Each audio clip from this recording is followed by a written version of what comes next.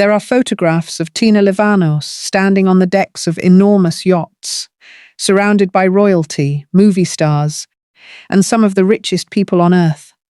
Looking at those images today, it is easy to believe she lived a perfect life. She was beautiful. She was wealthy beyond imagination. She belonged to one of the most powerful shipping families in the world, and she married men whose names dominated newspapers across continents. From the outside, her life looked like a dream, but photographs rarely tell the whole story. Behind the diamonds, the private islands, and the endless luxury was a woman who spent much of her life searching for happiness and never quite finding it. Her name was Tina Livanos. The world knew her simply as Tina, and her story would end in tragedy before she reached her 46th birthday. To understand Tina, you first have to understand the world she was born into. A world where wealth was measured not in millions but in fleets of ships. A world where powerful men controlled empires that stretched across oceans. A world where daughters were often expected to serve the interests of family dynasties rather than their own dreams. Tina was born on March 19, 1929, in London. Her father, Stavros Livanos, was already becoming one of the most influential figures in international shipping. Unlike many wealthy businessmen who sought public attention, Livanos preferred power behind the scenes. He built a shipping empire that quietly generated enormous fortunes while maintaining influence throughout Europe and America.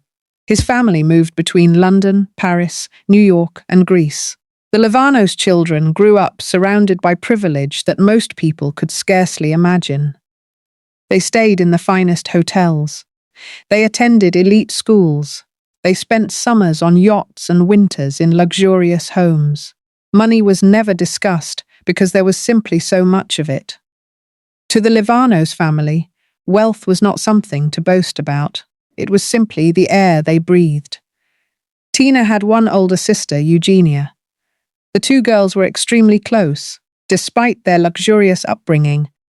People who knew them often described them as warm, charming, and surprisingly down-to-earth. But there were also expectations. Their father believed strongly in tradition, and tradition would play a decisive role in shaping Tina's future. By the early 1940s, wealthy young men from across Europe were already paying attention to the beautiful Livanos daughters. Among them were two ambitious Greek shipping magnates, men who would become legends, men whose rivalry would reshape the shipping industry, and men whose lives would become permanently intertwined with Tina's destiny. One was Stavros Niarchos, the other was Aristotle Onassis. Both men wanted access to the Livanos family. Both men were fascinated by Tina, and both would eventually marry into the family. But before that happened, there was a problem. According to Stavros Livanos, the older daughter had to marry first. No exceptions, no negotiations. When suitors approached him about Tina, he politely told them to wait. The family tradition was clear. Eugenia would marry before her younger sister. For most men, that would have been the end of the discussion. Not for Aristotle Onassis. Onassis was unlike anyone Tina had ever met. He was ambitious, fearless, and completely convinced that he could achieve anything he desired. Born into modest circumstances, he had built himself into a rising business star through determination and relentless risk-taking. He wasn't born into power, he created it. And once he decided he wanted Tina Livanos, he was not willing to walk away. For years he courted her. Lavish gifts arrived. Invitations followed. Every opportunity to impress her was carefully seized. He pursued her with the same intensity he used to build his business empire. Eventually, his persistence paid off. In 1946, Stavros Livanos finally gave his approval. Tina was only 17 years old. Aristotle Onassis was 40. The age gap was enormous. But in the circles they moved in, few people questioned it. For wealthy families of that era, Such marriages were considered perfectly acceptable. A powerful older businessman, a beautiful young heiress, a union that strengthened both families. The wedding attracted international attention. Newspapers celebrated it as a glamorous fairy tale. Tina became Mrs. Aristotle Onassis. Few people could have imagined that this marriage would begin a chain of events leading to heartbreak, betrayal, and one of the most tragic stories in high society history. At 17 years old, Tina believed she was stepping into a life of limitless possibility. Instead, she was stepping into a future that would slowly break her heart. When Tina Livanos married Aristotle Onassis in December 1946, the world saw a fairy tale, a breathtaking young heiress, marrying one of the most ambitious businessmen alive. Newspapers printed photographs of the glamorous couple. Society columnists described them as the future king and queen of the shipping world. From the outside, it seemed as though Tina had everything. Inside the marriage, reality was far more complicated. At just 17 years old, Tina entered a world completely dominated by her husband. Onassis was not merely wealthy. He was obsessed with becoming the most powerful shipping magnate on earth. Every conversation, every relationship, every decision ultimately served that goal. To him, life was a competition, and he intended to win. For a time, Tina adapted remarkably well. She was naturally charming and socially gifted. People loved being around her. Whether she was attending elite gatherings in Paris, entertaining guests in New York, or hosting parties aboard luxury yachts, she seemed perfectly suited to the role. Soon, children brought genuine happiness into her life. In 1948, she gave birth to her son, Alexander. 2 years later, her daughter Christina was born. Friends later recalled that motherhood transformed Tina. Whatever difficulties existed in her marriage, her love for her children never appeared uncertain. Alexander and Christina became the center of her world. She devoted herself to them with a sincerity that impressed even those accustomed to wealthy mothers, leaving childcare to servants and nannies. Tina wanted to be present. She wanted to be involved. And for a while, those children gave her a sense of purpose that luxury never could. Meanwhile, Aristotle Onassis was building an empire unlike anything the shipping industry had ever seen. His fleet expanded rapidly. His wealth multiplied. His influence stretched across governments, corporations, and financial institutions. And with every success, his confidence grew. So did his appetite for attention. The centerpiece of their glamorous world was a yacht called Christina, named after their daughter. Crystal glasses sparkled beneath Mediterranean sunsets. Beautiful women wore priceless jewelry. Powerful men discussed business and politics late into the night. It was no ordinary yacht. It became one of the most famous private vessels in the world. Movie stars stepped aboard. Politicians accepted invitations eagerly. Royal families attended gatherings.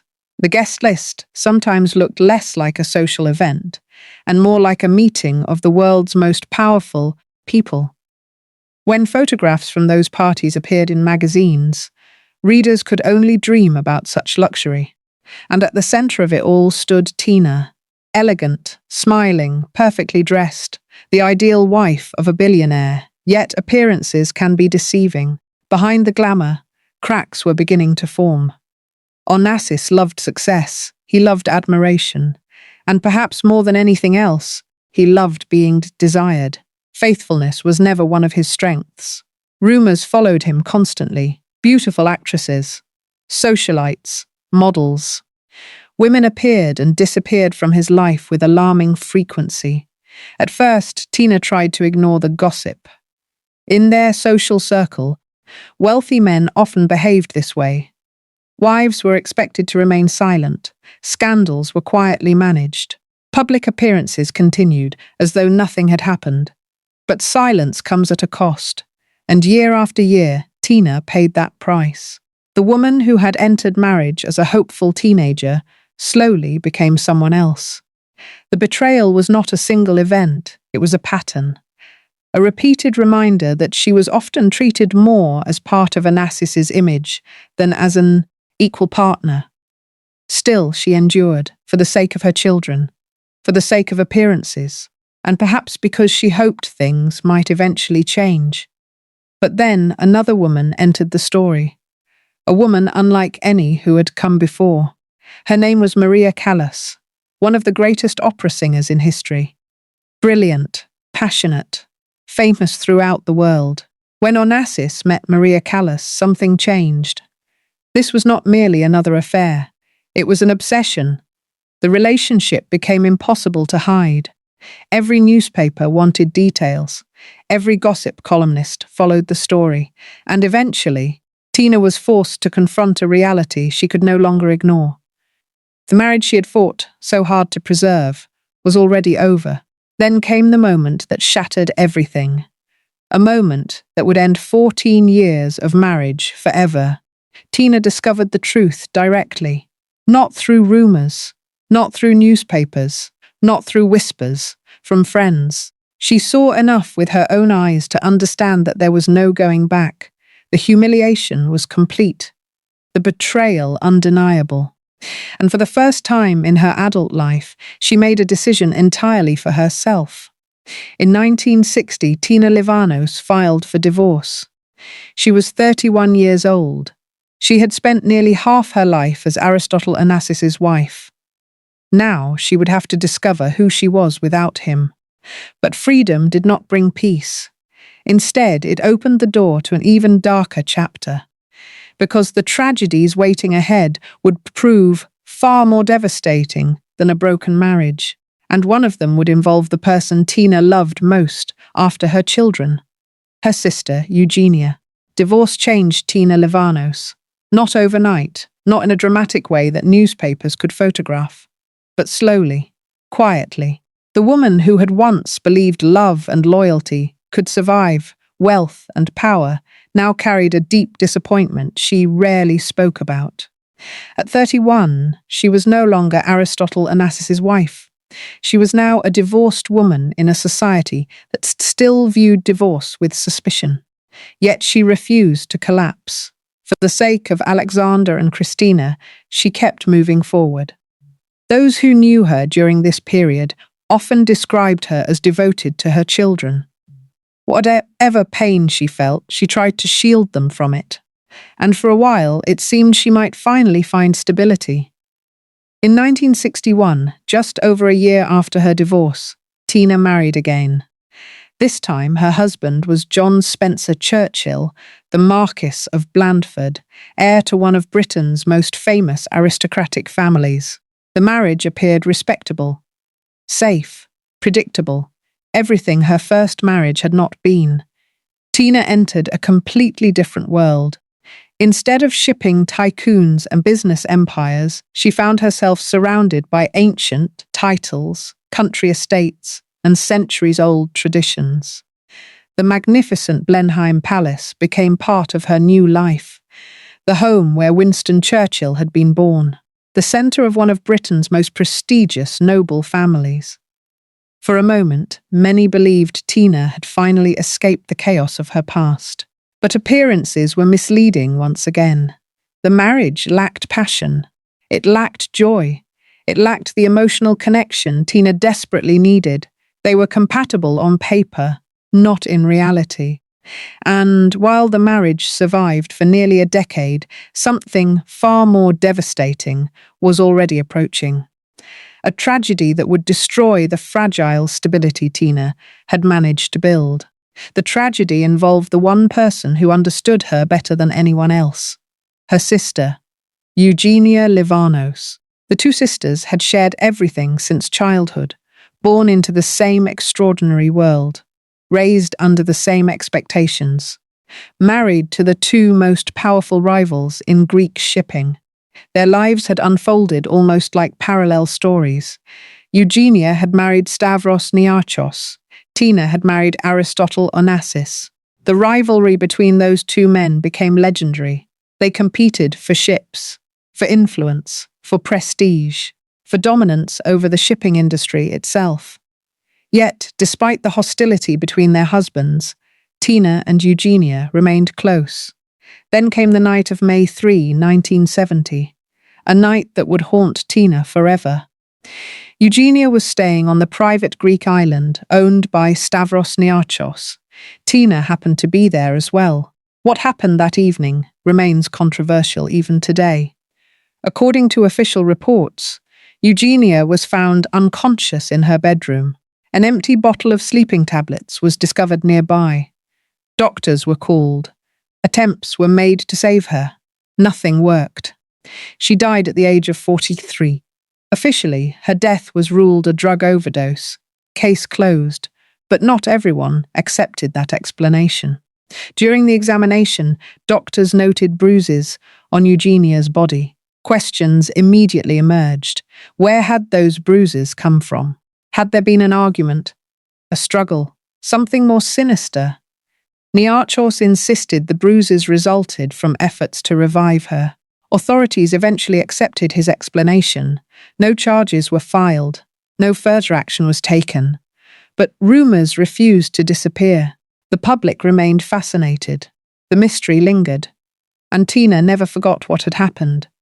She had lost her sister, her closest companion, the person who understood the strange pressures of their world. The grief was overwhelming. Many friends later believed this was the moment Tina truly began to change. The lively woman people remembered from earlier years seemed to fade. Sadness settled over her life. Depression followed. And then, just when people thought nothing could become more shocking, Tina made a decision that stunned the entire world. 16 months after Eugenia's death, she announced she was marrying Stavros Niarchos, her sister's husband. The very man who had been present on the night Eugenia died. The reaction was immediate. Newspapers exploded with headlines. Friends were bewildered. Society circles whispered endlessly. Many simply could not understand it. Why would Tina marry him? Why would she choose a man surrounded by such controversy? Why would she marry the widower of her own sister? Even today, historians debate the answer. Some believed she was emotionally shattered by grief. Others suggested financial and family pressures played a role. Some argued she sought security. Others believed she was desperately searching for someone strong enough to fill the emotional void inside her. Perhaps the truth involved all those reasons, or perhaps none of them. Whatever the explanation, Tina married Stavros Niarchos in October 1971. She was 42, was 62. And from the very beginning, many feared the marriage would not bring happiness. Sadly, those fears would prove correct, because the darkest years of Tina's life were still ahead. Within a short time, she would suffer losses so devastating that they would push her toward the edge of despair. And one of those losses would be the death of the person she loved most in the world, her son, Alexander. By the early 1970s, Tina Livanos had already endured more heartbreak than most people experience in a lifetime. Her first marriage had ended in public humiliation. Her second marriage had failed. Her beloved sister Eugenia was dead under circumstances that continued to raise uncomfortable questions. And now she found herself married to Stavros Niarchos, a man many people believed she should never have married. From the outside, her life still appeared magnificent. The homes were luxurious, the parties were elegant, the wealth remained unimaginable. But inside, Tina was struggling. Friends noticed changes. The warm, vibrant woman they had known seemed quieter, more withdrawn, less animated. She smiled less often. She laughed less easily. The sadness that had once appeared only occasionally now seemed permanently present. And then came the tragedy that would shatter whatever emotional strength she had left. It happened in January 1973. Her son, Alexander Onassis, was 24 years old, handsome, intelligent, and widely regarded as the future of the Onassis empire. For years, People had assumed he would eventually inherit his father's business empire and continue the family legacy. But Alexander wanted more than simply becoming the next Aristotle Onassis. He wanted his own identity, his own achievements, his own future. One of his passions was flying. He had recently earned his pilot's license and loved spending time in the air. Flying gave him a freedom that wealth and fame could never provide. On January 22, 1973, Alexander was preparing for what should have been a routine flight near Athens. The aircraft began its takeoff. Then something went terribly wrong. Witnesses watched in horror as the plane lost control. Moments later, it crashed violently onto the runway. Emergency crews rushed to the scene. Alexander was still alive, but his injuries were catastrophic. Doctors fought desperately to save him. News of the accident spread quickly. When Aristotle Onassis heard what had happened, he reacted with a desperation few had ever seen from him. This was not the ruthless businessman, not the billionaire, not the shipping king. This was a father watching his only son slip away. Onassis flew medical specialists from around the world to Athens, the finest doctors, the most respected surgeons. Money was no object. Whatever it cost, he would pay it. Whatever could be done, he would do it. But some battles cannot be won. For nearly 24 hours, the family waited, prayed, hoped, then the worst news arrived. Alexander Onassis died on January 23, 1973. He was only 24 years old. For Tina, the loss was unbearable. A mother's greatest fear had become reality. The little boy she had loved from the moment she first held him was gone. No amount of wealth could change it. No amount of influence could reverse it. No amount of power could bring him back. People close to Tina later said she never fully recovered. How could she? She had buried her sister. Now she was burying her son. The grief was overwhelming. Every room reminded her of him. Every photograph reopened the wound. Every memory became both precious and painful. Even Aristotle Onassis, a man famous for his toughness, appeared broken.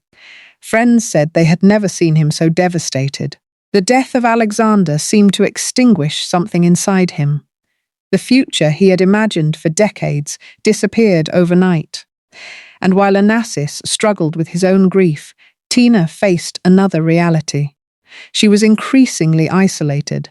Her marriage to Niarchos was not providing comfort. The relationship felt cold, distant. Many who knew the couple later described Tina as lonely. She lived among extraordinary luxury, yet felt emotionally abandoned. Depression tightened its grip. Doctors prescribed medication, sleeping pills, sedatives, treatments that were common among wealthy social circles of the era. For a while, they seemed to help, or at least they helped her get through the day. But grief has a way of finding its way back, and Tina's grief was becoming impossible to escape. She had lost her sister. She had lost her son. She felt disconnected from the world around her, and those closest to her worried that she was slowly disappearing behind a wall of sadness. The most tragic part was that many people could see it happening, yet no one seemed capable of stopping it. Then, less than 2 years after Alexander's death, another shocking event would occur. An event that remains surrounded by questions even today. On an October morning in Paris, Tina Livanos would be found dead. She was only 45 years old, and the mystery surrounding her final hours would ensure that her story would never truly end. When Tina Livanos died in October 1974, many people believed the tragedy had finally reached its end. They were wrong. The years that followed would bring even more heartbreak to the Onassis family. And by the end of it, one of the world's most powerful dynasties would be reduced to a single surviving descendant. The first blow had already come. Alexander Onassis was dead. Tina was dead. Aristotle Onassis himself was no longer the unstoppable giant he had once been. The death of his son had devastated him. Friends noticed the change immediately. The energy that had built a global empire seemed to vanish. The man who had spent decades conquering industries, governments, and rivals suddenly appeared tired, defeated, broken. For the first time in his life, there was something money could not buy. A future with his son. The loss haunted him every day. His health began to decline rapidly.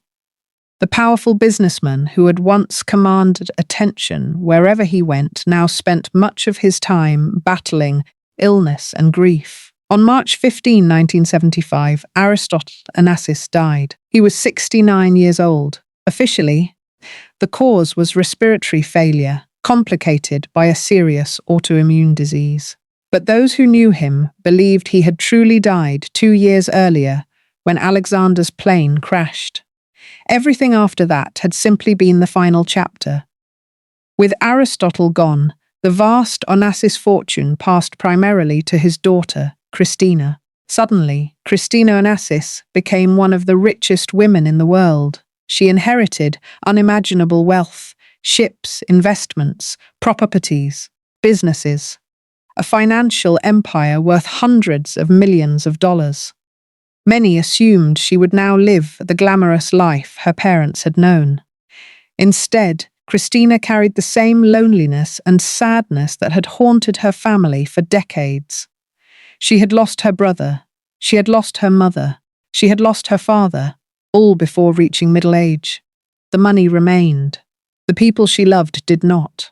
Like her mother, Christina searched for happiness through relationships, and like her mother, she struggled to find it. She married multiple times. Each marriage began with hope. Each marriage ended in disappointment. The pattern seemed impossible to escape. Despite her intelligence and determination, Christina often appeared trapped by the enormous weight of her family's history. Every newspaper followed her life. Every relationship became public. Every mistake became a headline.